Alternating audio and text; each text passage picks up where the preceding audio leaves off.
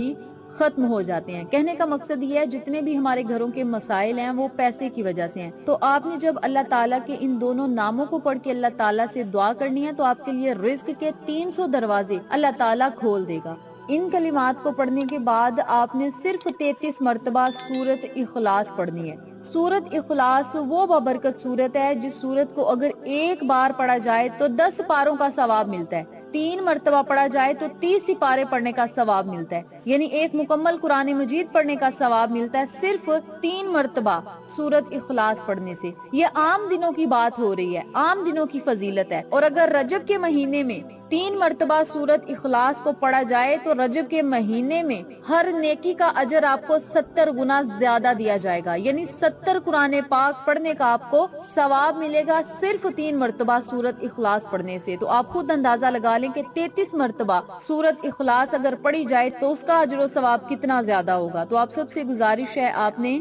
صرف 33 مرتبہ سورت اخلاص پڑھ